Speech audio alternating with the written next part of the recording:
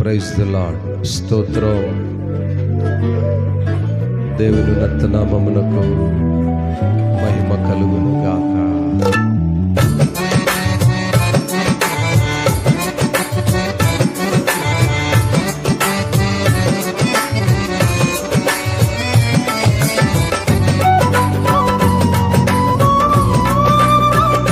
స్తోత్రం.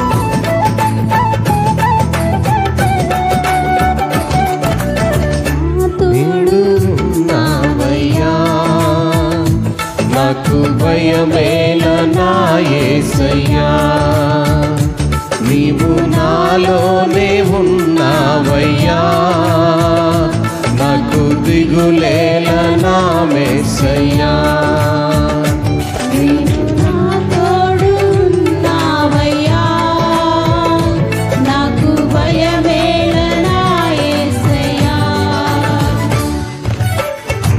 నీవు నా తోడు ఉన్నావయ్యా. నాకు భయమేల నా యేసయ్యా.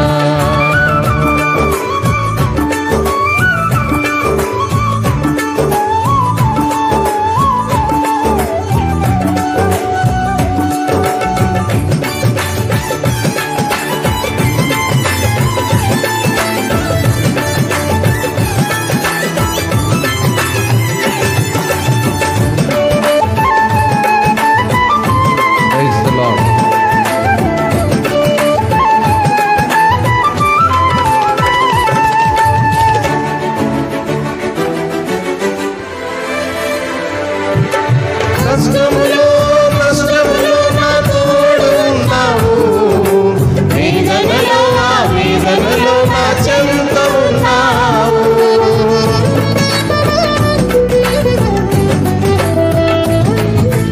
కష్టములో నష్టములో నా తోడు ఉన్నావు, వేదనలో ఆ వేదనలో నా చెంత ఉన్నావు. అడిగిన వారికి ఇచ్చేవాడవు, వెదకిన వారికి దొరికేవాడవు.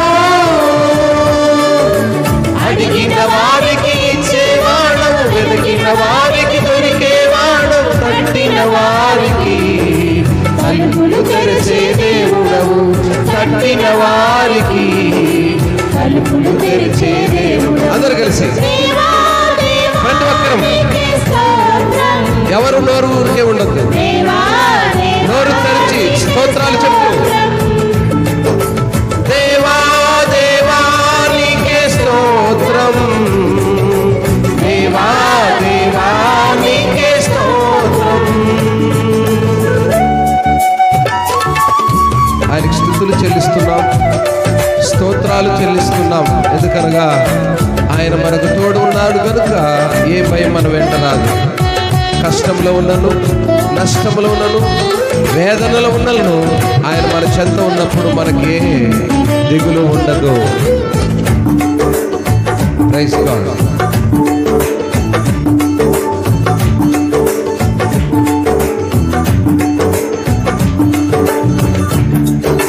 వ్యాధులలో బాధలలో ఊరటనిచ్చావు, రక్షణలో సంరక్షకుడై ధైర్యము పంచావు. వ్యాధులలో బాధలలో ఊరటనిచ్చావు, రక్షణలో సంరక్షకుడై ధైర్యము పంచావు. నేనే సత్యం అన్నా దేవా, నేనే మార్గం అన్నా దేవా, నేనే సత్యం అన్నా దేవా, నేనే మార్గం అన్నా దేవా, నేనే జీవము అని పలికిన దేవా, నేనే జీవము అని పలికిన దేవా.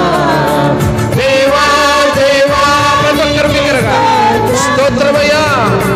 దేవా దేవా నీకే స్తోత్రం, దేవా దేవా నీకే స్తోత్రం, దేవా దేవా నీకే స్తోత్రం. నీవు నా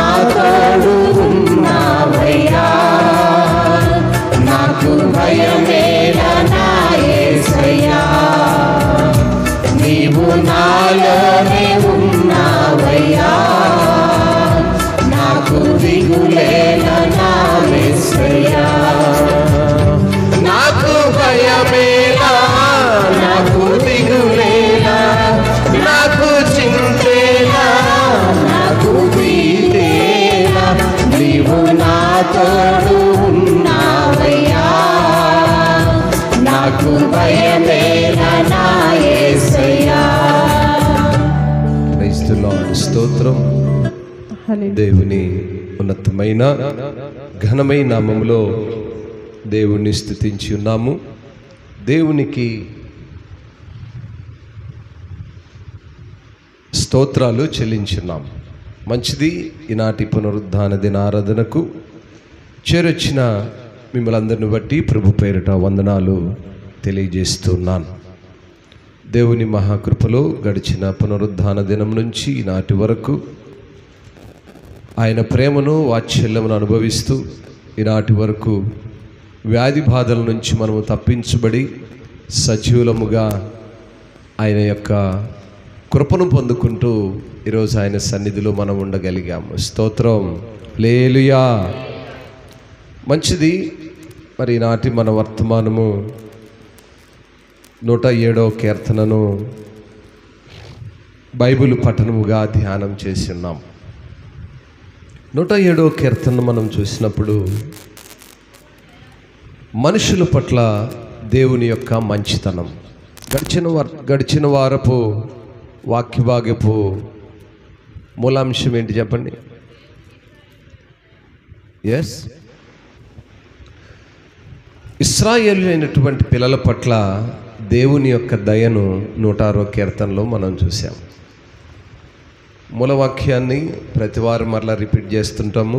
జాగ్రత్తగా రాసుకుంటున్న వాళ్ళు, ఆలకిస్తున్న వాళ్ళు మరలా మీరు ఏ స్థితిలో ఆలకిస్తున్నారు, విన్నటువంటి వర్తమానము మీ హృదయంలో ఎంత మాత్రము ఫలించింది అనేటువంటి విషయాన్ని మరలా మనము జ్ఞాపకం చేస్తుంటాం. మంచిది. ఈనాటి 107వ కీర్తన మనుషుల పట్ల లేదా మానవుల పట్ల దేవుని యొక్క మంచితనం. దేవుడు ఎటువంటి మంచితనాన్ని ఆయన సృష్టించుకున్నటువంటి మనుషుల పట్ల కలిగి ఉన్నాడు.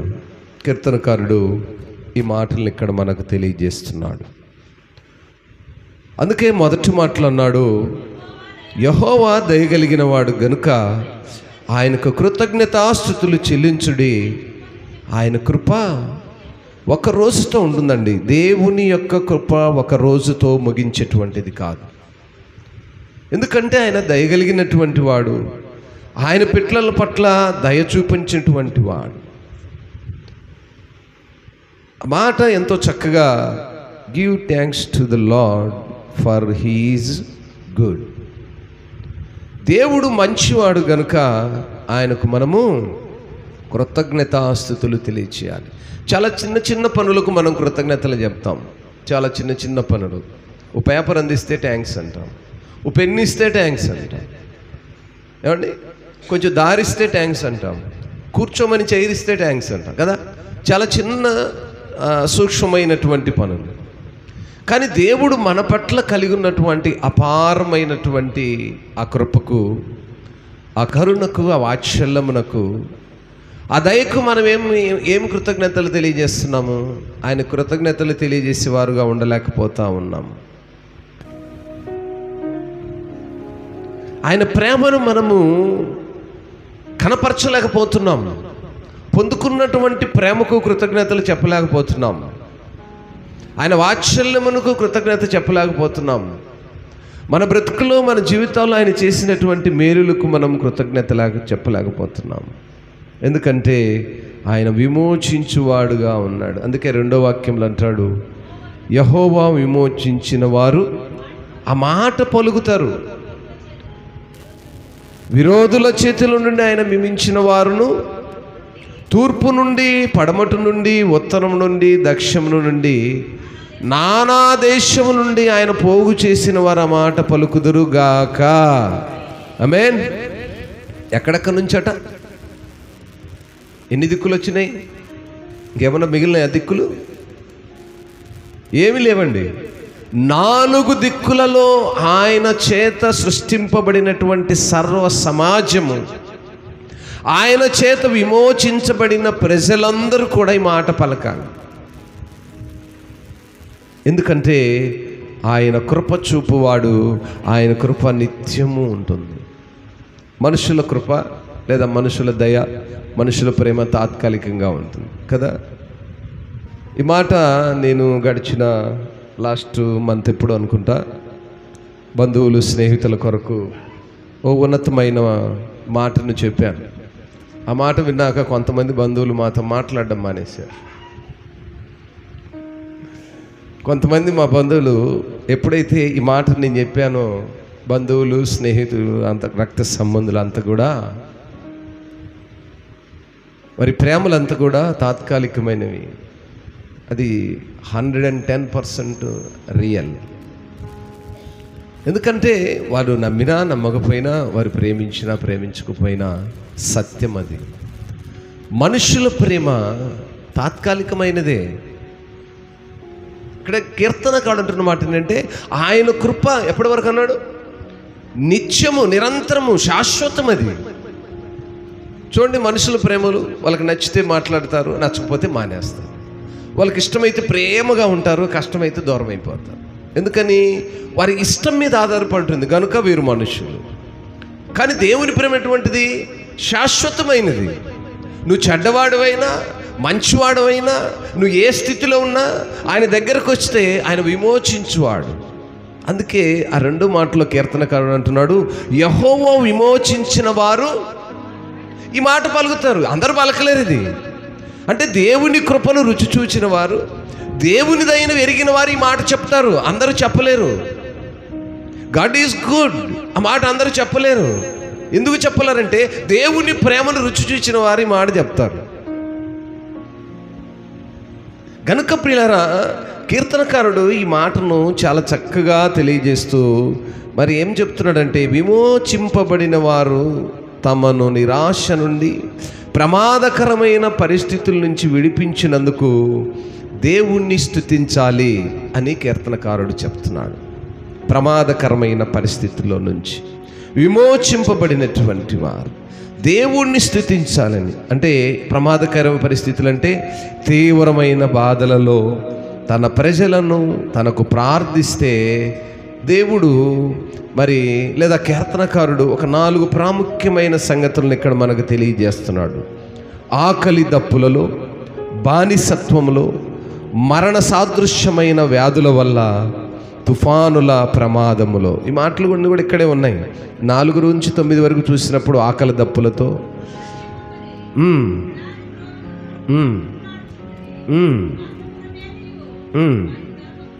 చాలు బానిసత్వం ఆ మాటను అక్కడే చెప్తాడు. ఆకలి దప్పులతో,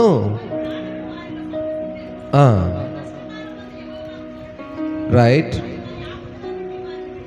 చాలమ్మా. ఇంకొక మాటను మీకు ఇక్కడ తెలియజేయాలని ఆశపడుతున్నాను. 43 వాక్యాల వరకు మనము ఉత్తర ప్రత్యుత్తర భాగాలుగా చదివాము.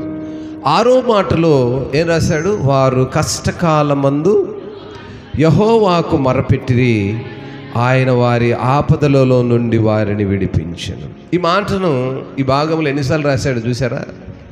చదివారు కదా. ఇప్పుడు 4 సార్లు ఈ మాటను పలికాడు కీర్తనకారుడు. ఈ అధ్యాయము 1 నుంచి 43 వాక్యాల్లో 4 సార్లు ఈ మాటను చెప్పాడు. వారు కష్టకాలమందు యెహోవాకు మొరపెట్టిరి, ఆయన వారి ఆపదలలో నుండి వారిని విడిపించెను. 6వ వాక్యములో. అలాగే 13వ వాక్యములో కూడా రాయబడి ఉంటుంది. 19వ వాక్యంలో కూడా ఉంటుంది. 28వ వాక్యంలో కూడా ఉంటుంది.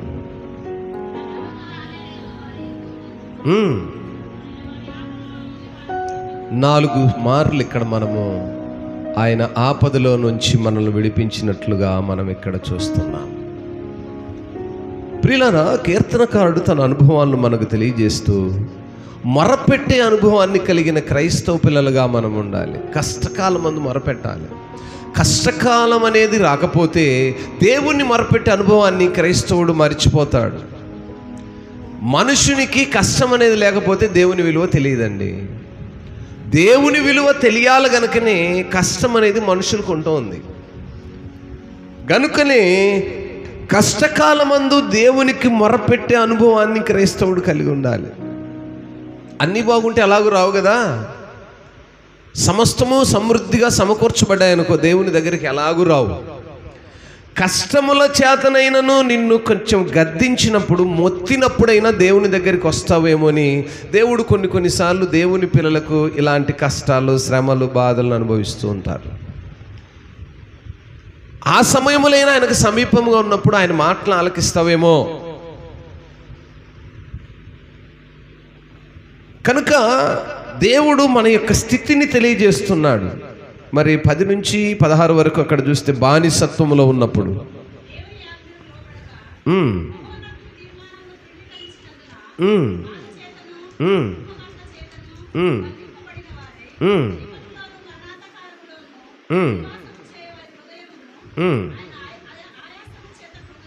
దీన్ని బానిసత్వం అంటారు. అంధకార సంబంధమైన కార్యములు మన జీవితంలో ఉన్నప్పుడు బానిసత్వములో. మరి 17 నుంచి 22 వరకు చూస్తే మరణకరమైనటువంటి దృశ్యాలు, వ్యాధులు, మరణకరమైన పరిస్థితులు. కనుక ప్రియులరా, మన యొక్క స్థితులు, మన యొక్క పరిస్థితులు ఏ స్థితిలో ఉన్నప్పటికీ మొదటగా దేవుడు విమోచించువాడు, దేవుడు విమోచనకు కర్త అని ఆయనకు కృతజ్ఞతాస్తుతులు చెల్లించే అనుభవాన్ని మనం వెలిగి ఉండాలి. ఎప్పుడు ఆయనకు కృతజ్ఞతలు తెలియజేయాలంటే కొన్నిసార్లు మనం కృతజ్ఞత కూడికలు పెట్టుకుంటుంటాం. ఎప్పుడు? ఏదైనా మేలు చేసినప్పుడు, ఏదైనా ఘనకార్యములు, గొప్ప కార్యములు మన జీవితాల్లో చేసినప్పుడు కృతజ్ఞత కూటాలు పెట్టుకుంటాం. లేదా వ్యాధుల బాధల నుంచి తప్పించినప్పుడు కృతజ్ఞతలు చెప్తూ ఉంటాం. కృతజ్ఞతలు అనేది ఒక దినము మాత్రము కాదు, నిరంతరము, శాశ్వతమైనది. భూమిపై సజీవులుగా మనం ఉన్నంత వరకు ఆయనకు కృతజ్ఞతలు తెలియజేయవలసిన వారముగా ఉన్నాం. కొన్ని సమయాల్లో మనుషుల యొక్క కార్యాలు దేవుడు కష్టకాలంలో నడిపించినప్పుడు ఆయన ఎందుకు వారిని అలా నడిపించాడు? కొన్నిసార్లు మనం అనుకుంటుంటాం, చాలామంది మన వాళ్ళు ఏదైనా శ్రమలు వచ్చినప్పుడు నాకే ఎందుకు వచ్చాయి, మాకే ఎందుకు వచ్చాయి, మేమే ఎందుకు ఇలాగున్నాము అనుకున్నప్పుడు ఆయన ఉద్దేశం ఏమైందో ఆధారపడినప్పుడు అర్థమవుతుంది. 7వ వాక్యం మనం చూసినప్పుడు అక్కడ రాయబడి ఉంటుంది, వారొక నివాసపురము చేరునట్లు చక్కని త్రోవను ఆయన వారిని. మరి పైనేమో 6వ వాక్యములో వారు కష్టకాలమందు యెహోవాకు మొరపెట్టిరి, ఆయన వారి ఆపదల నుంచి నడిపించారు. ఎక్కడికి నడిపిస్తున్నారంటే వారు ఒక ఉన్నతమైన స్థలంలో ఉండాలని, ఒక మంచి మార్గాన్ని వారి కొరకు సిద్ధపరిచాను అంటున్నాడు. మొదట నీవు కష్టంగానే ఉండొచ్చు, బాధలోనే ఉండొచ్చు, విడిపింపలేని కట్ల చేత కట్టబడిన వాడివిగా ఉండొచ్చు. కానీ ఆ తర్వాత నువ్వు ఉండబోయే స్థలం ఎటువంటిదట? మంచి స్థలము, చక్కని త్రోవ. అంత మాత్రమే కాకుండా 8వ వాక్యం ఉంటుంది, ఆయన కృపను బట్టి నరులకు ఆయన చేయు ఆశ్చర్య కార్యములను బట్టి వారు దేవునికి కృతజ్ఞతాస్తుతులు చెల్లించుదురుగాక. మేన్ దేవుడు మనుషుల పట్ల కలిగి ఉన్న ప్రణాళిక, మనుషుల పట్ల ఆయనకున్న ఉద్దేశం ఏమై ఉన్నది మనం ఎదురు చూసే వారంగా ఉండాలి, ఎదురు చూడాలి. 9వ వాక్యం అంటున్నాడు, ఏ విధంగా చేతనైనను ఆశగల ప్రాణమును ఆయన తృప్తిపరిచేవాడు. ఆశతో ఎదురు చూడాలి, ఆశతో, బాధలో, శ్రమలలో, ఇక్కట్లలో, నాయనా నువ్వు నాకు ఒక ఉన్నతమైన స్థలమును, ఉన్నతమైన మార్గమును నా కొరకు సిద్ధపరిచి ఉన్నావు కనుక నేను ఆశతో ఎదురు చూస్తున్నాను. క్రైస్తవులు ఆశతో ఎదురు చూడాలి, ఆ తృప్తికరమైనటువంటి స్థలమును చేరేంత వరకు ఎదురు చూడాలి, ఆ ఉన్నతమైన స్థలమునకు చేరేంత వరకు ఎదురు చూడాలి. ఆయన మన ఏ ప్రణాళిక కలిగి ఉన్నాడో ఆ ప్రణాళికను మనము పొందుకునే వరకు ఎదురు చూడాలి. ఆకలి కొనిన వారి ప్రాణమును మేలుతో నింపి ఉంటానంటాడు. ఆశ కలిగిన ప్రాణం తృప్తి చెందాలి అంటే దేవుని యొక్క ఉపదేశములను మనం ఆలకించే వారంగా ఉండాలి. కొన్నిసార్లు మనకు వచ్చేటువంటి బాధలను నైతికంగా మనం గ్రహించమండి, ఎందుకు వచ్చుంటాయి అని మనం గ్రహించం. కీర్తనకారుని యొక్క ఉద్దేశాన్ని మనం చూస్తే 10వ వాక్యంలో రాయబడి ఉంటుంది, దేవుని ఆజ్ఞలకు లోబడక మహోన్నతుని తీర్మానమును ఏం చేసినందున తృణీకరించడం అంటే ప్రక్కకు నెట్టేయడము. మనం చేసే ప్రతి పనిలో దేవుని పక్కకు నెట్టేస్తాము, లోకాన్ని ముందు తీసుకొచ్చి పెట్టుకుంటాం. దేవుణ్ణి ఎప్పుడైతే నువ్వు పక్కకు నెట్టేస్తావో, తృణీకరిస్తావో, ఆ 11వ వాక్యంలో రాయబడిన అన్నీ ఉంటాయట. బాధ చేతను ఇనప కట్ల చేతను బంధింపబడిన వారై చీకటిలోను మరణాంధకారములోను నివాసము చేసేటువంటి స్థితి ఉంటుందట. ప్రియులారా, దేవుణ్ణి తృణీకరించడము అనగా దేవుణ్ణి ప్రక్కకు పెట్టినప్పుడు మనకొచ్చే ఆయాసకరమైన పరిస్థితులు ఇవి. అందుకే 12వ వాక్యంలో అంటాడు, ఆయన ఆయాసము చేత కృంగజేసెను, వారు కూలియుండగా. ఏంటండి అంటే అర్థం ఏంటి? క్రూలటం అంటే మిదగులినట్టు కూడిపోవడం కాదు. ఆరోగ్యము సహకరించక, ఆర్థిక పరిస్థితులు సహకరించక, సహకరించేవారు లేక, హక్కున చేర్చేవారు లేక, ఆదరించేవారు లేక, సహాయము చేసేవారు లేక, కృంగిన స్థితిలో, పడిపోయిన స్థితిలో ఉంటారట. ఎప్పుడు? దేవుణ్ణి తృణీకరించినప్పుడు. దేవుణ్ణి ప్రక్కన పెట్టి మనం ఏమీ సాధించలేము. చాలామంది గ్రహించలేకపోతున్నారు. ఆయనను ప్రక్కన పెట్టి నువ్వు ఏమీ సాధించలేవు. ఆ విషయాన్ని నువ్వు గ్రహించలేనప్పుడు ఇవన్నీ మనకు వస్తూ ఉంటాయట. మరణాంధకారమైన పరిస్థితులు, మరణాంధకారమైన పరిస్థితులు, అపవాది చేత బంధింపబడిన వారే. ఇనప కట్లు అంటే అపవాది చేత బంధింపబడిన వారే. శోధనలు. మంత్రాలకు పోతుంటారే మన వాళ్ళు కదా, మంత్రాలకు చింతకాలు రాలుతుంటాయా అని అంటుంటారు పెద్దలు సామెత. మరి అంతకుముందు ఏమన్నా రాలేయేమో నాకు తెలియదు. కానీ ఈ మధ్యకాలంలో ఒక యవనుడికి ఒక అపవాది సంబంధమైనటువంటి కార్యము, అంటే తను ఈ లోక సంబంధమైన కార్యములకు లోబడి కుటుంబంలో శోధనలు వచ్చాయి. వచ్చింది ఎందుకనేది తనకు తెలుసు. తనకు వచ్చిన ప్రాబ్లం ఏంటంటే ఇల్లీగల్ కాంట్రాక్ట్. అది తనకు అర్థమవుతుంది. నేను పెట్టుకున్న ఈ సంబంధం వల్లనే నాకు నా కుటుంబంలో శోధనలు వచ్చినాయి. సరే, శోధనలు వచ్చినాయని పక్కన పెడితే అతన్ని ఏం చేశారంటే, కొంతమంది ఉంటారు కదా, కొంతమంది లోక సంబంధులు, లేదబ్బాయి నీకేదో అయింది, నీకెవరో ఏదో చేశారు, దానివల్లనే నువ్వు ఇలా ఉంటున్నావు అనగానే వాడు చక్కగా తింటున్నాడు, ఉంటున్నాడు, మాట్లాడుతున్నాడు, తన పనులు తను చేసుకో, అన్ని విషయాల్లో బాగున్నాడు. సరే, ఎవరో చెప్పారట, బాయ్ ఇది కాదురా నాయన, నీకు అసలు ఈ సమస్య రావడానికి కారణం ఏంటంటే నీకు ఎవరో ఏదో చేశారు, నువ్వు అక్కడికి వెళ్తే 11,000 తీసుకొని నీకు మొత్తం బాగు చేస్తారు. దేని నమ్ముతున్నాడు? మనుషుల మాట నమ్మడు. వాడు చేసుకుంది వాడికి తెలుస్తూనే ఉంది. ఏమండి, నీ ప్రాబ్లం ఎక్కడ రేజ్ అయింది? నువ్వు చేసుకున్న తప్పు వల్లనే నీకు ప్రాబ్లం రేజ్ అనేది నీకు కనపడుతుంది. కానీ దానికంటే లోతైన మాట ఏంటంటే, పక్కవాడు ఒకడు చెప్పాడు, ఒరే అది కాదురా నాయన, నీకు వేరేది ఉంది, ఇది పోవాలంటే 11,000 అయితే నీకు వదులుతుంది. 11,000 పెట్టి వదిలించుకొని వచ్చాడు. వచ్చిన తర్వాత నాతో చెప్తూ ఉన్నాడు, నేను ఇట్లున్నానంటే ఏందనుకుంటున్నావు? 11,000 పెట్టి పలానా ఆయన కాడికి పోతే వదిలిస్తే ఇప్పుడు నేను బాగున్నా. దానికి ముందు జరిగిందేంటి? ఏం జరిగింది ముందు? నీ తప్పిదం ఏదో నీకు తెలుసు, దాన్ని సరిచేసుకుంటే పోయిద్దా పోదా? కొన్నిసార్లు మన వాళ్ళ యొక్క ఆలోచనలు అలా ఉంటాయి. మనుష్యుని ఆలోచన దేవుని కంటే లోకాన్ని ఎక్కువ ప్రేమిస్తాడు, దేవుణ్ణి తృణీకరిస్తాడు. నువ్వు చేసిన తప్పేదో దేవుని దగ్గరికి వెళ్ళి పశ్చాత్తాపడితే పోదు. దేవుని ప్రక్కన పెట్టి లోకాన్ని ప్రేమించాడు, వాడికి మనసుకు అది తృప్తికరంగా ఉంది. దేవుని ప్రక్కన పెట్టినందువల్ల, ఆ తృణీకరించినందువలన ఆ ముందున్నటువంటి ఆయాసకరమైన జీవితాన్ని గ్రహించలేకపోతున్నారు. మనుషులు అశాశ్వతమైనటువంటి ఆలోచనల చేత తృప్తి పడుతూ ఉంటారు. వైద్యుని దగ్గరికి వెళ్తే రోగం తగ్గినట్లుగా ఈ అంధకార సంబంధమైన కార్యాలు మన జీవితాల్లో ఉంటే, అంధకార సంబంధమైన మనుషుల దగ్గరికి వెళ్తే వదులుతూ ఉన్నాయి. మొదట మనలో ఉన్నది అంధకార సంబంధమైన కార్యము అని గ్రహించాలి. దాన్ని పక్కన నెట్టేసి ఏదో నన్ను ఆవరించింది అని అంటారే, దాన్నే దేవుణ్ణి తృణీకరించడము అంటే. దేవుణ్ణి తృణీకరించి అంధకార సంబంధమైనటువంటి మనుషుల దగ్గరికి వెళుతున్నాడంటే వీడు కూడా అంధకార సంబంధమైన మనిషి అని అర్థం.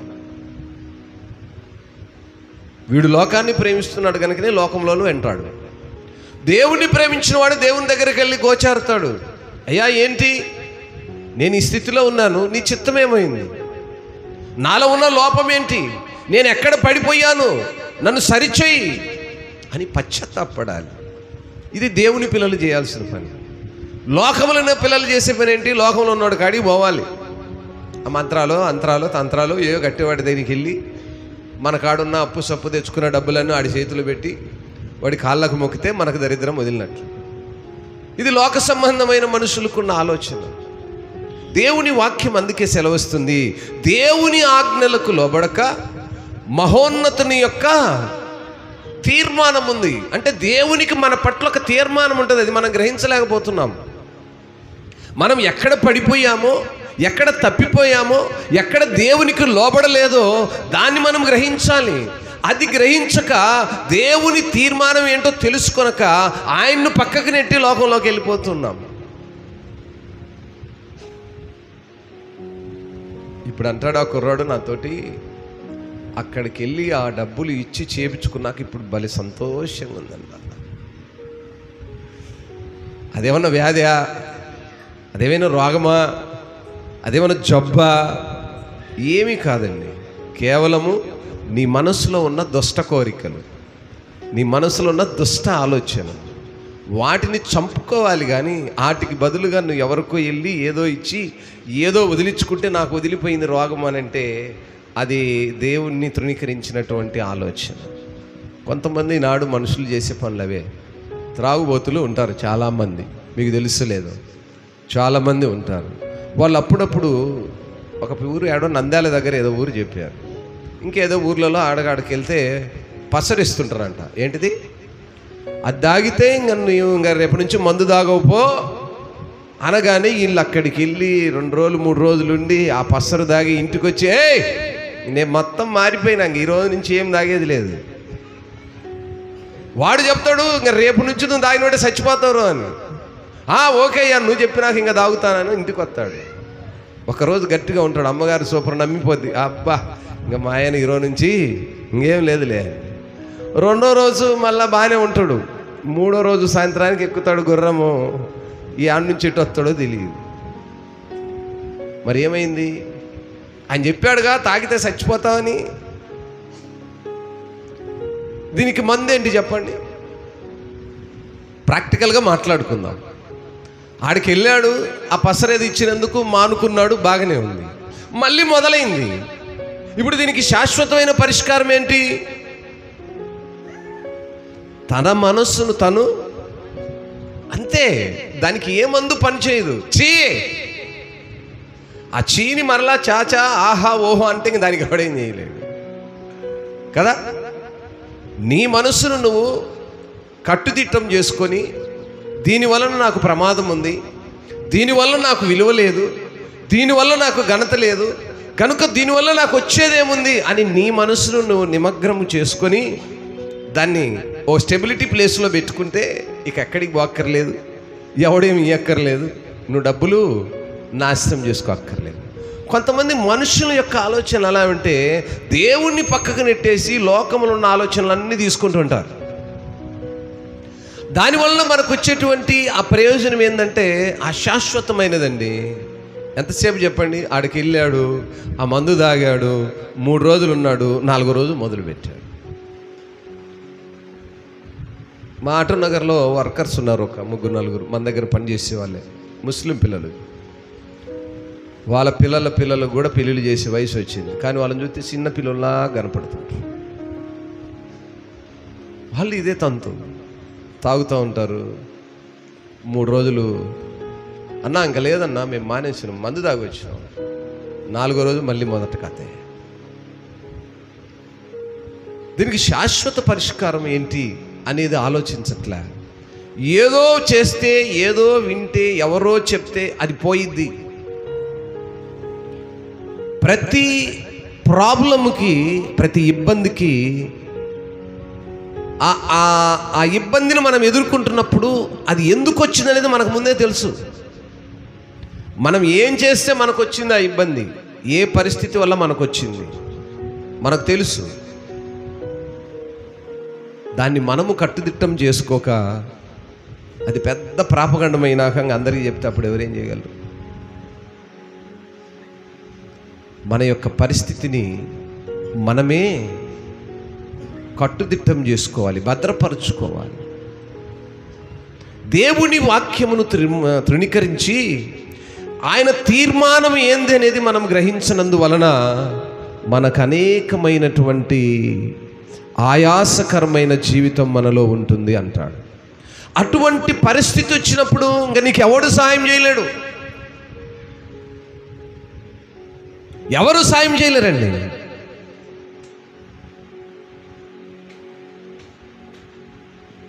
అంతవరకు మనం తెచ్చుకోకూడదు. నువ్వు ఆరోగ్యంగా ఉండగానే, నువ్వు యవ్వన కాలంలో ఉండగానే దేవుని కాడి మోయాలి.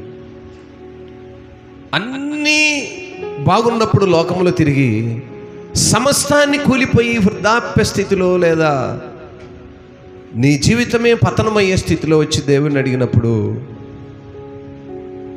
దేవుడు కొంత ఇబ్బందులు పాలు చేయక తప్పదు. అయితే దేవుడు సహాయం చేసేవాడు. ఆయన కృంగదీసినను, బాధ పెట్టినను, వ్యాధులతో శోధించినను మరలా సహాయము చేసేవాడు ఆయనే. నిన్ను కృంగదీయటానికి కారణం ఏంటి? నువ్వు తృణీకరించావు గనుక. నిన్ను బాగుపరిచేవాడికి ఎవ్వడు లేడు లోకం. నువ్వు ఏ పరిస్థితిలో ఉన్నా, అంధకార సంబంధ కార్యములున్నా, త్రాగుబోతుగా ఉన్నా, వ్యభిచార సంబంధమైన కార్యములున్నా, శరీరము మరణమునకు సమీపములో ఉన్నా బాగు చేసే నరుడు ఎవడు లేడు. పొరపాటున ఇవిడి దగ్గరికి వెళ్ళి నేను బాగుపడ్డానని నువ్వు వచ్చావు చూసావా, ఆ పని నువ్వు ఇక్కడ చేయలేక వాడి దగ్గరికి వెళ్ళాక వాడు నీ సొమ్ము కొంత తీసుకున్నాక నీకు తృప్తికరంగా ఉండి అప్పుడు నువ్వు అనుకుంటున్నావు నేను బాగుపడ్డాను, పలానా ఆయన ఏదో చేస్తే. ఆడేమీ చేయలేదు. నీ మనస్సును నువ్వే స్టెబిలిటీగా ఉంచుకున్నావు, నెమ్మలపరుచుకున్నావు. ఈరోజు ప్రియులరా, దేవుని వాక్యం మనకు తెలియజేస్తున్న మాట ఏంటంటే, దేవుని ఆజ్ఞలకు లోబడక, దేవుని తీర్మానమును గ్రహించక, ఆయనను మనం ప్రక్కన పెట్టినందువలన మన బ్రతుకులు ఏమున్నాయట? బాధలు, ఆయాసము, అపవాది సంబంధమైన కార్యములు, చీకటి సంబంధమైన కార్యములు, మరణకరమైనటువంటి కార్యముల చేత మనల్ని ఎవ్వరూ కాపాడేవాడి లేని స్థితిలో మనం ఉంటున్నాం. ఆ 11 మాటలో 12 మాటలో చివరి మాట అంటాడు, కూలి ఉండగా సహాయుడు. ఇక ఎన్నిటి చేత నువ్వు కూలిపోయావు, ఇక నీకు ఎవరు సహాయం చేసేవారు లేరు. ఇప్పుడైనా దేవుని దగ్గరకు వచ్చాయా, నేను పశ్చాత్తాపడుతున్నాను, నా కష్టకాలం ముందు నేను నీకు మొరపెడితే ఆ ఆపదల నుండి నన్ను విడిపించేవాడవు నీవే, స్తోత్రం అనే మాటే పశ్చాత్తాపం. పశ్చాత్తాపం అంటే ఏంటి? ఆ మాట దేవునితో పలకడమే. అయ్యా నేను ఈ స్థితిలో ఉన్నాను, నన్ను రక్షించేవారు లేరు, కాపాడేవారు లేరు, నాకు సహాయకుడవు నీవే. అలాంటి స్థితిలో మనం ఉండగలిగితే దేవుడు మన యొక్క ఉన్నతమైనటువంటి ఆయన కృప మనపై నిండారుగా కుమ్మరించి మనం ఏమై ఉన్నామో, ఎలా ఉండాలనో, ఏమై ఉండాలని కోరుకుంటున్నాడో ఆయన ఉపదేశమును మనం ఆలకించే వారముగా ఉంటాం. 106వ కీర్తనలో 35వ వాక్యాన్ని చదవండి ఒకసారి.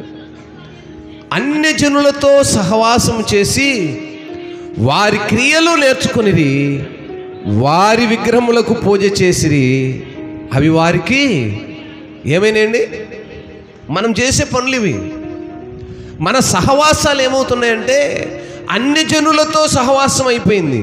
అన్ని జనులు అంటే ఎవరో బయట నుంచి లేరండి. నీ భర్త దేవుణ్ణి నమ్ముకోలేదు, ఆయనే అన్ని జనుడు. నీ భార్య దేవుణ్ణి నమ్ముకోలేదు, ఆయనే అన్ని జనుడు. నీ అక్క చెల్లెలు దేవుణ్ణి నమ్ముకొని దేవుని సన్నిధి నడవట్లేదు, వారే అన్ని జనులు. వారితో సహవాసము చేసి నువ్వేమయ్యావంటే విగ్రహారాధికుడు అయిపోయావు. అన్ని జనులు అంటే ఎవరో లోకంలోకి వెళ్ళి ఎవరినో చెప్పక్కర్లా, మనలోనే ఉన్నారు, మనతోనే ఉంటున్నారు. వారే అన్ని జనులు, వారితో చేసిన సహవాసము. నువ్వు దేవుణ్ణి నమ్ముకున్నావండి, ఆలకించండి. నువ్వు దేవుణ్ణి నమ్ముకున్నావు, మీ భర్త దేవుణ్ణి నమ్ముకోలేదు. నువ్వు దేవుణ్ణి నమ్ముకున్నావు కనుక నీలో ఏముంటుంది? కొంత భయం ఉంటుంది. మాటలోను, ప్రవర్తనలోను, క్రియల్లోనూ భయం ఉంటుంది. నీ భర్తకు అయి లేవు కనుక ఏముంటుంది? లోకంలో ఉన్న సమస్తం ఆయన దగ్గర ఉంటాయి. అప్పుడు ఆయన మాట, ఆయన ప్రవర్తన ఎలా ఉంటుంది? వేరుగా ఉంటుంది. ఇంకా అన్ని జనుడు అంటే ఎవరు? ఆయనతో చేసే సహవాసం వలనే దేవునికి దూరస్తులుగా ఉంటున్నావు. దానివలన నువ్వు వచ్చినటువంటి ఫలితం ఏంటంటే వారి విగ్రహములకు పూజ చేసిరి, అవి వారికి అంతే, ఇంకేం లేదు. మనకు ఉరికా చుట్టుకున్నటువంటి పరిస్థితులు ఏంటి? ఎక్కడికో వెళ్ళి మనం ఉరేసుకోవట్లా, మన కుటుంబంలో మనల్ని ఉరేసే వాళ్ళు ఉన్నారు. భార్య భక్తిపరురాలు కనుక కొంచెం మాటల్లో, క్రియల్లో క్రమం ఉంటుంది. భర్త భక్తి లేనివాడు కనుక గొడవలకు, త్రాగుబోతునాలకు, లోకములోనికి తిరుగుతూ ఉన్నాడు. ఇంక విగ్రహారాధికుడు అంటే ఆయనే. ఆ విగ్రహారాధికునితో దాంపత్య జీవితమును, కుటుంబమును నడిపిస్తున్న విధానంలో అనేకమైనటువంటి అలవాట్లు ఆయనను బట్టి నీకు కూడా సంక్రమిస్తూ ఉంటాయి. సహజమే కదా. ఇప్పుడు భర్త ఉన్నాడు, తాగొచ్చి బిడ్డలను కొడుతున్నాడు, భార్యను కొడుతున్నాడు. తన కుమారుడు చూస్తున్నాడు, అదే క్రమాన్ని కుమారుడు అనుసరిస్తున్నాడు. దేన్ని బట్టి? తండ్రి నడిచిన బాటలోనే కుమారుడు నడుస్తున్నాడు. ఈరోజు చూడండి, మన సంఘంలో ఎంతమంది పిల్లలు ఉన్నారు తల్లిదండ్రులు నడిచే మార్గంలో. తండ్రి రాగుబోతైతే కుమారుడు కూడా అదే చేస్తున్నాడు. ఏందిరా అని అడగడానికి ఇతనికి ధైర్యం లేదు. కారణం ఏంటి? ఈయన మొదటి నుంచి వాడు నడవలసిన మార్గాన్ని వాడికి నేర్పి ఇలా ఈయన నడవలేదు. ఇక వాడిని ఏం చెప్తాడు? స్త్రీలైనా తల్లిదండ్రులు ఎవరైనా కూడా తల్లి నడిచిన మార్గంలోనే కుమార్తె నడుస్తుంది, తండ్రి నడిచిన మార్గంలోనే కుమారులు నడుస్తారు. బిడ్డలను చాలా జాగ్రత్తగా పెంచుకోవాలి. ఈ దినాల్లో చాలా జాగ్రత్తగా ఉండాలి. ఒక 20 ఏళ్ళు వెనక్కి వెళ్ళినా కూడా అలాగే ఉంది. కాకపోతే ఇప్పుడు వెరీ స్పీడ్గా ఉంది, చాలా ఫాస్ట్గా ఉంది. ఇప్పుడున్న పిల్లలు చాలా స్పీడ్గా ఉన్నారు కనుక తల్లిదండ్రులు చాలా జాగ్రత్తగా ఉండాలి. మన క్రమమును, మన క్రియలను, మన పద్ధతులను వాళ్ళు పరిశీలిస్తే పర్వాలేదు, అనుసరిస్తున్నారనే విషయాన్ని గ్రహించండి. ఖచ్చితంగా అనుసరిస్తారు. నువ్వు ఏం మాట్లాడితే అదే మాట్లాడతారు, నువ్వు ఏం చెప్తే వాళ్ళు అదే చెప్తారు, నువ్వు ఏం చూస్తే వాళ్ళు అదే చూస్తారు, నువ్వు ఏం తింటే వాళ్ళు. ముందున్న భవిష్యత్తుకు మనం వేసే పునాది అదే. అన్ని జనులతో సహవాసాన్ని కలిగి ఉన్నాము కనుక మన బిడ్డలు కానీ, మన భర్తలు కానీ, మన భార్యలు కానీ ఆ సహవాసాన్ని కొనసాగిస్తే అవి చివరికి ఏమవుతున్నాయంటే మన జీవితాలకి ఉరైతున్నాయి, మరణమవుతుంది, శాపమవుతుంది. ఆ విషయాన్ని మనం గ్రహించలేక దేవుణ్ణి తృణీకరించిన వారముగా ఉంటున్నాం. దేవుణ్ణి తృణీకరించి మన యొక్క జీవితంలోనికి ఏం తెచ్చుకుంటున్నామంటే ఉరిని తెచ్చుకుంటున్నాం. ఎంతమంది క్రైస్తవ పిల్లలుగా ఉంటూ భర్తలకు చెప్పుకోలేక, పిల్లలకు చెప్పుకోలేక, దేవుని మాటలను మీరు ఉచ్చరించలేక మన కుటుంబంలోనికి ఉరిని తెచ్చుకుంటున్నారు, పాపాన్ని తెచ్చుకుంటున్నారు, మరణాన్ని తెచ్చుకుంటున్నారు. కీర్తనకారుడు ఎంతో ఆవేదనతో రాస్తూ ఉన్నాడు. ఎన్నో సంగతులను వివరించుకుంటూ వచ్చాడు. ఇంకా ఈ మాటలో దీన్ని గ్రహించాలని ఒక మాట అంటాడు. లాస్ట్ మాట 43వ వాక్యం చూడండి. 107:43. బుద్ధిమంతుడైన వాడు ఈ విషయములను ఆలోచించును, యెహోవా కృపాతిశయములను జనులు తలపోయుదురు గాక. ఈ పలికిన ఈ మాటలు, ఈ కీర్తనకారుడు చెప్పిన ఈ మాటలు ఎవరు గ్రహిస్తారట? బుద్ధి కలిగిన వాడు, జ్ఞానము కలిగిన వాడు. జ్ఞానము కలిగిన వాడు ఆలకిస్తాడు, బుద్ధి కలిగిన వాడు ఆలకిస్తాడు. ఆలకించిన వాడు ఈ మాటలను తలపోసుకుంటాడు, నెమరు వేసుకుంటాడు. అయ్యో, కీర్తనకారుడు ఏం రాశాడు? దైవజనుడు ఏం బోధించాడు? ఏ కాడికి నన్నే అన్నాడు, నా మీద ఆయనకేదో కోపం. నిన్నంటే ఆ దైవజనుడికి ఏమొస్తుందండి? ఏ అక్కను ఏ అన్నను ఉద్దేశించి మాట్లాడాను అనుకోండి, ఆయనకేమొస్తుంది? ఎవరు మాట్లాడరు. దేవుని వాక్యము ఏం మాట్లాడిస్తుందో బుద్ధిమంతుడైన వాడి విషయాలను గ్రహించాలి. బుద్ధి లేని వాడిది గ్రహించక ఆ పాస్టర్ ఎప్పుడు నా గురించే చెప్తుంటాడు. నువ్వు ఆ కోవలో ఉన్నావు కాబట్టి అది నీకు. కీర్తనకారుడు ఇప్పుడు చెప్పాడు ఈ మాటలు. చదువుకున్న వాళ్ళందరూ అనుకోవచ్చుగా, ఏంది ఈ కీర్తనకారుడు నాకే చెప్పాడు, నీకెందుకు చెప్పాడు? నీ పేరు చెప్పాడా? దేశంలో ఉన్న ఆయన పిల్లలందరికీ చెప్పాడు, నలుదిక్కుల్లో ఉన్న ప్రజలందరికీ చెప్పాడు. అందుకే అన్నాడు కదా, తూర్పు నుండి పడమర వరకు, ఉత్తరం నుండి దక్షిణం వరకు నలుదిక్కులలో ఉన్నటువంటి ప్రజలందరికీ చెప్పాడు ఈ మాటలు. ఏమని చెప్పాడు? ఆయన దయగలిగిన వాడు, ఆయన కృప నిరంతరం ఉంటుంది కనుక ఆయన ఆజ్ఞలను తృణీకరించొద్దు. తృణీకరించడం ద్వారా నీకొచ్చేటువంటి ఆ శాపం ఏంటంటే ఉరి. అది గ్రహించలేకుంటున్నావు, గ్రహించు అంటాడు. కనుక ప్రియులరా, దేవుని మాటలు మనం వింటున్నప్పుడు నేను ఎప్పుడు అదే చెప్తాను, నెమరు వేసుకో. అందుకే అంటాడు ఆలోచించమంటున్నాడు. బుద్ధిమంతుడైన వాడి విషయాలను ఆలోచించాలి. దేవుని యొక్క కృపాతిశయములను అనేక మంది ప్రజలు నెమరు వేసుకొందురుగాక. ఆ మాట చెప్పాడు చివరిగా. ఇంకా చాలా సంగతులు ఉన్నాయి దీంట్లో చదివితే. దేవుని యొక్క సంగతులను బుద్ధి కలిగిన వాడు, జ్ఞానము కలిగిన వాడు నెమరు వేసుకోవాలి. తల పోసుకోవాలంటే మరలా రిపీట్ చేసుకోవాలి. వాక్యములు ఏమి రాయబడింది, మనం ఏమి వింటున్నాము, ఏమి నేర్చుకుంటున్నాము, మన బ్రతుకులు ఎలా ఉన్నాయి, సరి చేసుకోవాలి. ఏదైనా దేవుని దాసులు గద్దించి చెప్తే కొంతమంది హృదయంలో మనసులో సనుక్కుంటూ గొనుక్కుంటుంటారు. మీ మీద ఏ పగ ఉండదండి. గడిచిన వారం చెప్పాను, అందరు క్రమానికి రండి, సమయానికి రండి, అది మంచిది అని. కొంతమంది సనుక్కొని ఉండొచ్చు, కానీ మీ మీద ఏమైనా పగ ఉంటుందా? క్రమాన్ని నేర్చుకోవాలి, ఆత్మలో బలపడాలి, దేవునికి భయపడాలి, దేవుని సన్నిధికి భయపడాలి. ఆయన సన్నిధిలో సాగిల పడుతున్నప్పుడు క్రమమును కలిగిన పిల్లలుగా ఉండాలనే దేవుని దాసుని యొక్క అపేక్ష, కోరిక, తృష్ణ.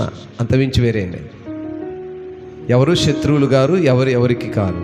అందరూ, నీవు నేను, మనమందరము దేవుని పిల్లలము. దేవుని మాటలను ఆలకించి నేర్చుకునే వారముగా ఉండాలి. దేవుని చిత్తమునకు లోబడి వాటిని నెమరేసుకునే వారముగా ఉండాలి. అందుకే అంటున్నాడు, దేవుని యెహోవా కృపాతిశయములను జనులు తలపోసుకోవడం అంటే నీళ్ళు పోసుకోమని అర్థము. తలపోసుకోవడం అంటే అర్థం ఏంటి? జ్ఞాపకం చేసుకోండి, నెమరు వేసుకోండి, ఆలోచించండి. ఆలోచించమని క్లియర్గానే చెప్పాడు. అందుకేనన్నాడు, బుద్ధిమంతుడైన వాడు ఈ విషయములను ఆలోచించునుగాక. ఇప్పుడు ఆలోచన లేని వాడేను ఎవడని? బుద్ధి లేనివాడే.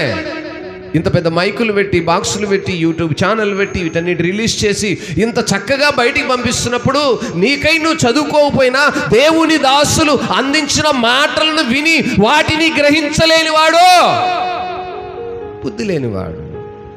ఇంకెంతకంటే ఏం చెప్తారండి? ఎలాగూ నువ్వు తీరిగ్గా కూర్చొని చక్కగా పుస్తకాలు తెరిచి చదవలేవు. చదివి ఎవరన్నా వివరిస్తున్నప్పుడన్నా విన్నావనుకో, అప్పుడు ఆలోచిస్తావేమో అనే ఈ ప్రయత్నం. స్తోత్రం, హల్లెలూయా. కనుక ప్రియులరా, దేవుని చిత్తాన్ని మనము అడిగి తెలుసుకునే వారముగా ఉండాలి. ఆలోచించే అనుభవాన్ని కలిగిన వారముగా ఉండాలి. ఆలోచన లేదనుకోండి, మన జీవితాల్లో మనం ఏ దిక్కుకు వెళ్తున్నామో తెలియదు. అన్నిటినీ ఆలోచిస్తాం. ఒక పనిని ప్రారంభిస్తున్నప్పుడు, లేదా బిడ్డల యొక్క భవిష్యత్తు గురించి, మన జీవన విధానం గురించి, కుటుంబ పోషణ గురించి అనేక విషయాల ఆలోచనలు కలిగి ఉంటాం. కానీ దేవుని యొక్క ఉద్దేశం ఏంటి, దేవుని యొక్క ప్రణాళిక మన పట్ల ఏమై ఉంది అనే ఆలోచన లేదు అనుకోండి, మన యొక్క నడవడిక, మన ప్రవర్తన, మన పరిస్థితి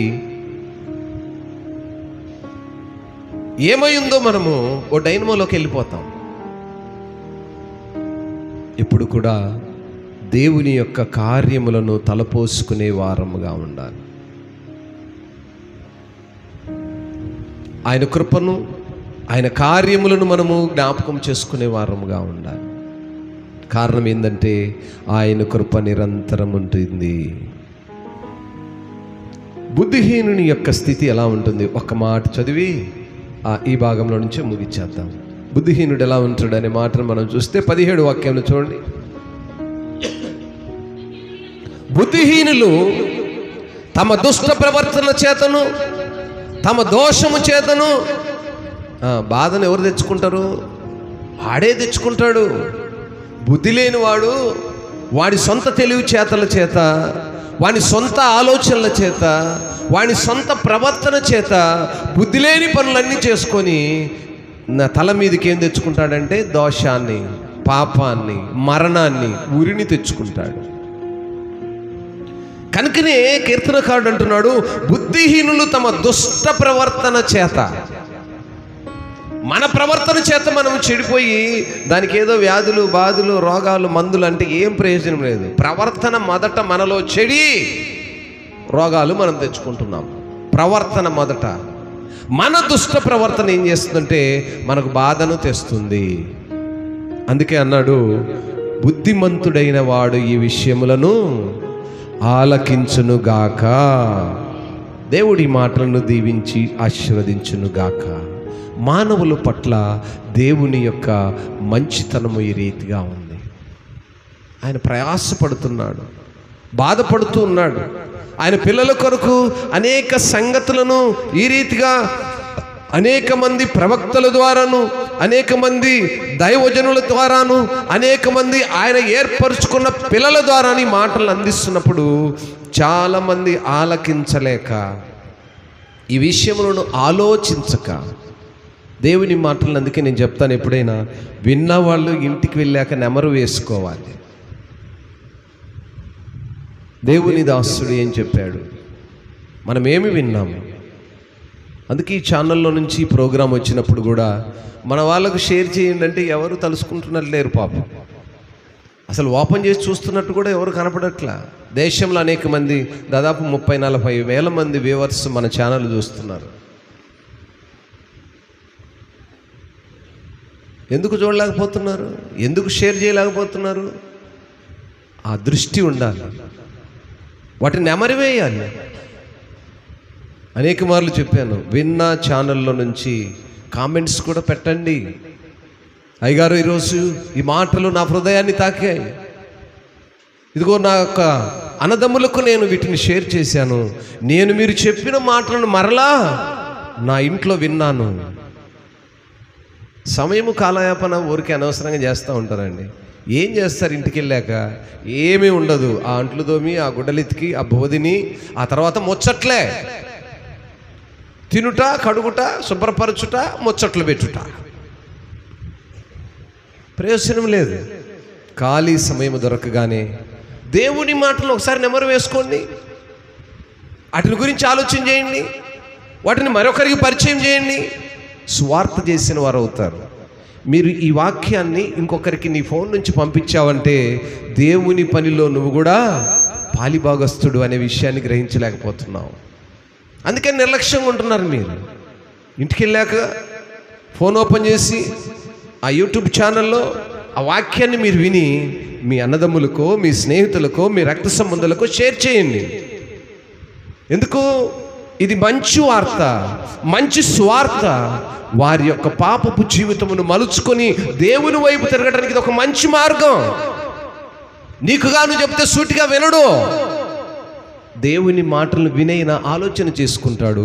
బుద్ధి కలిగిన వాడి మాటలను ఆలకించునుగాక. వాక్యం చెప్తుంది కదా, బుద్ధి లేనివాడు తన దుష్ట ప్రవర్తన వలన రోగమును, వ్యాధిని, బాధను, మరణమును తెచ్చుకుంటున్నాడని వాక్యం చెప్తూ ఉంది.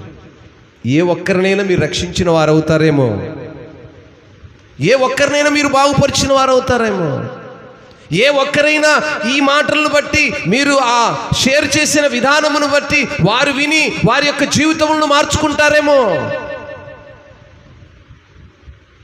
కేవలము మనల్ని మనము గొప్ప చేసుకోవడానికి కాదు దేవుని మాటలు అందించేది. అనేక మంది దేవుని స్వార్థ స్వచ్ఛమైనటువంటి మాటలు అందక మరణాంధకారమైన స్థితిలో ఉన్నవారికి ఈ మాటలు ఊరటను, ఈ మాటలు శక్తిని, ఈ మాటలు జీవమును అందిస్తాయి. మనము పలుకుతున్న మాటలు జీవము కలిగిన యేసయ్య మాటలు. ఆయన అంధకార సంబంధమైన, మరణ సంబంధమైన వ్యాధుల బాధల చేత ఉన్నటువంటి వారి ఆ కట్లను విడిపించేటువంటి మాటలు. అట్టి కృపలో దేవుడు, ఆయన పనిలో మిమ్మల్ని కూడా దేవుడు పాలిభాగస్తులుగా ఉంచునుగాక. అట్టి మనస్సును దేవుడు మీకు దయచేయునుగాక. దేవుడి మాటలు దీవించి ఆశీర్వదించునుగాక. అందరము లేచి నిలబడి ఆయన స్తుతించి ఆయన యొక్క శరీరమునకు, ఆయన యొక్క రక్తమునకు పాలిభాగస్తులుగా ఉన్నటకు ఆయనను కృపను అడుగుదాం. ఆరాధించాలి కదా. ఆయన ఆరాధించినప్పుడే ఆయన యొక్క శరీరమును, రక్తమును తీసుకోగలుగుతాము. మన జీవితాల్లో పశ్చాత్తాపము కనబడతా ఉంది. పశ్చాత్తాపము కలిగి ఆయన అడిగే యొక్క అనుభవానికి మనం వెళ్ళే వారముగా ఉండాలి. అందరం లేచి నిలబడి ఆయన్ను స్తుతించి ఘనపరిచి మహిమపరిచే కృపలోనికి వెళదాం. స్తోత్రం, ప్రైజ్ గాడ్, స్తోత్రం. అందరము కూడా కళ్ళు మూసి, అయ్యా ఇదిగో నీ దాసుని ద్వారా మేము నీ మాటలు మా హృదయాలను తాకినాయి. నీ దాసునికి నాయన సమయోచితమైన జ్ఞానమును దయచేసి మీరు పలికిన ప్రతి మాట ఇదిగో నా హృదయమును తాకింది. అందరూ కళ్ళు మూయాలి. ఎవరు ఒకరి వైపు ఒకరు చూడకూడదు. ఒకరినొకరు చూసుకోకండి. మిమ్మల్ని మీరు మాత్రమే. జీవము కలిగిన యేసయ్య సన్నిధిలో ఉన్నాము.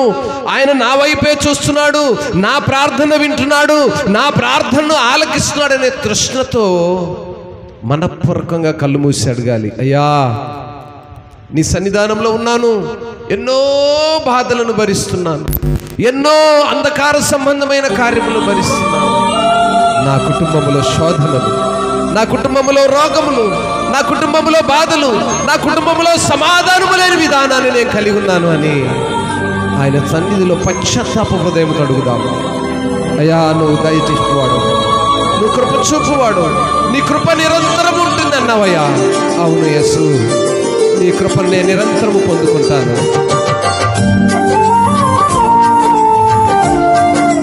Praise God, praise God.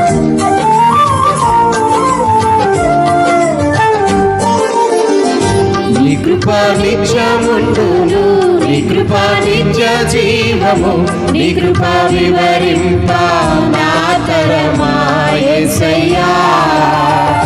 నీ కృప నిత్యముండును, నీ కృప నిత్య జీవము, నీ కృప వివరింప నా తరమా యేసయ్యా. నీతిమంతుల గుడారాలలో వినబడుచున్నది రక్షణ సంగీత సునాదము. నీతిమంతుల గుడారాలలో వినబడుచున్నది రక్షణ సంగీత సునాదము. నీ కృప నిత్యముండును, నీ కృప నిత్య జీవము, నీ కృప వివరింప నా తరమా యేసయ్యా. అవును నాయనా, నీ కృప శాశ్వతమైనది, నీ కృప మెచ్చముంటుంది, నీ కృప జీవము కలిగింది, నీ కృప మరణంలో నుంచి లేవనెత్తగలిగినది, నీ కృప అంధకార సంబంధం నుంచి కార్యముల నుంచి తప్పించగలిగినది. అవును నాయనా, నమ్ముతున్నాం, విశ్వసిస్తున్నాం. స్తోత్రం, స్తోత్రం. హోలీ స్పిరిట్, పరిశుద్ధుడా, నీ బిడ్డలపై అటువంటి ఉన్నతమైన పరిశుద్ధాత్మను కృపరించి ఉన్న పాటలకు విలువలు ఉన్నట్లే కృతజ్ఞతనిచ్చావు, కృపలో నిలిపావు. శృతి ఉన్న పాటలకు విలువలు ఉన్నట్లే కృతజ్ఞతనిచ్చావు, కృపలో నిలిపావు. ప్రతి ఒక్కరు కృంగిన వేళలో కోరుతారు. నువ్వు కృంగిన స్థితిలో ఉన్నావేమో, నీ యొక్క జీవితము, నీ హృదయము కృంగిన స్థితిలో ఉన్నట్లయితే ఇప్పుడే నాయనా నేను కృంగిన వేళ నాయనా నన్ను లేవనెత్తు యేసు. నీ కృపా నిత్యముండును, నీ కృపా నిత్య జీవము, నీ కృపా వివరింప నా తరమా యేసయ్యా. అవును నాయనా,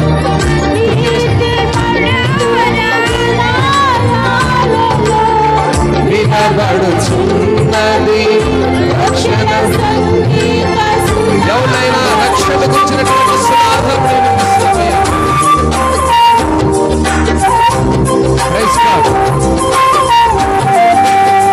స్తోత్రం.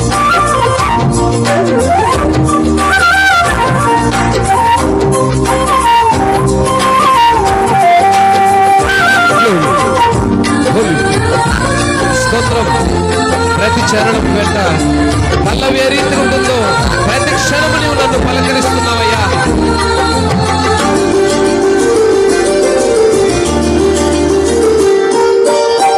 ప్రతి చరణము వెంట పల్లవి ఉన్నట్లే ప్రతి క్షణమున నీవు పలకరించావు. ప్రతి చరణము వెంట పల్లవి ఉన్నట్లే ప్రతి క్షణమున నీవు పలకరించావు. ప్రతికూలమైన పరిస్థితులన్నీ Yes, yes. దేవుని సన్నిధిలో ప్రార్థించినప్పుడు నీకున్న ప్రతికూలమైన పరిస్థితులన్నీ యేసు నామములో మరుగైపోవును గాక. స్తోత్రం. నీ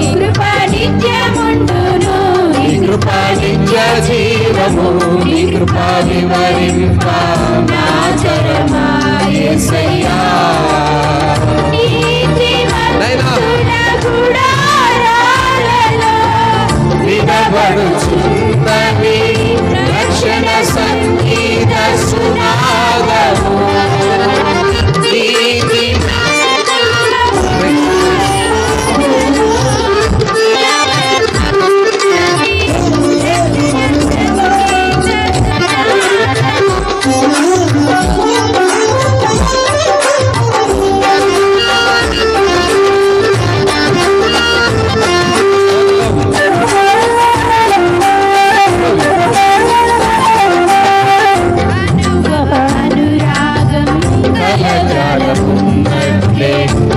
రాజనీయమాలలో నిలువనిచ్చావు. అనుభవ అనురాగం కలకాలమున్నట్లే నీ రాజనీయమాలలో నిలువనిచ్చావు. రాజ్య మార్గములో నన్ను నడుపుచున్న రారాజు నీవేనా. రాజ్య మార్గములో నన్ను నడుపుచున్న రారాజు నీవేనా. నీ కృపా నిత్యముండును, నీ కృపా నిత్య జీవము, నీ కృపా వివరింప నా తరమా యేసయ్యా.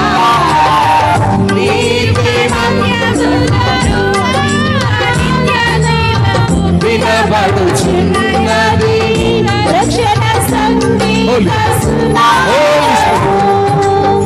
నీతిమంతుల గుడారాలలో వినబడుచున్నది రక్షణ సంగీత సునాదము. గుడారాలలో వినబడుచున్నది రక్షణ సంగీత సునాదము. Yes, Lord. నాయనా నీ కృప నిత్యముంటుంది, నీ కృప శాశ్వతమైనది. అవును నాయనా నీ కృపను మేము వివరించలేము యేసు. అవును నాయనా. నీ కృప నిత్యమైన కృప, నీ కృప శాశ్వతమైన కృప, నీ కృప జీవము కలిగిన కృప. యేసయ్యా నీ మాటల చేత ఆదరించిన దేవానికి స్తోత్రములు. కృంగిన స్థితిలో నాయనా, బలహీన స్థితిలో, ఆదరించువారు లేని స్థితిలో, సహాయము లేని వారు, చేయలేని వారి స్థితిలో నీవు సహాయకుడుగా ఉన్నావని, నీ కృప నిత్యముంటుందని, నీ కృప జీవము కలిగినది, నీ కృప శాశ్వతమైనదని. నాయన, ఎంతమంది బిడ్డలైతే నిన్ను ఆరాధించున్నారు, ఎంతమంది బిడ్డలైతే నిన్ను ఘనపరుచున్నారు, ఎంతమంది బిడ్డలైతే నిన్ను లేవనెత్తున్నారు, చక్కని కీర్తనలు నిన్ను ఆరాధిస్తూ, శృతి కలిగిన పాటలను పాడుతూ నిన్ను ఘనపరుస్తున్నారు. అటుల బిడ్డల యొక్క జీవితంలో, అటుల బిడ్డల యొక్క హృదయాల్లో నూతన కార్యములు చేయండి. కృంగిన స్థితిలో ఉన్న ప్రతి బిడ్డలు యేసు నామములో ఇప్పుడే మీరు తాకుదురుగాక. పశ్చాత్తాపము కలిగినటువంటి హృదయముతో నిన్ను ఆరాధించిన బిడ్డలను ఇప్పుడే మీరు తాకుదురుగాక. కృంగిన స్థితిలో ఉన్న వారికి సహాయకులుగా ఉందురుగాక. బలహీన స్థితిలో ఉన్న వారికి ఆరోగ్యమును దయచేదురుగాక. రోగములతో వేటాడుతున్నటువంటి భయంకరమైన పరిస్థితుల నుంచి మీరు తప్పించుదురుగాక. నాయన, ప్రతి బలహీన స్థితిని మీరు తప్పించి, ప్రతి రోగముని మీరు తాకి, అంధకార సంబంధమైన కార్యములు చేస్తున్న బిడ్డలను నాయన మీరు విడిపించి, నాయన వారి ఆరోగ్యమును, స్వస్థతను, సమాధానమును మీరే దయచేయుదురుగాక. ప్రార్థించిన బిడ్డలను, ఆరాధించిన బిడ్డలను నీ కృపలో ఎత్తిపట్టమని యేసయ్య ఘనమైన నామములో ఈ మనవులన్నీ అడిగి వేడుకొని పొందుకొని ఉన్నాము తండ్రి. ఆమేన్. అందరము కూర్చుందాం.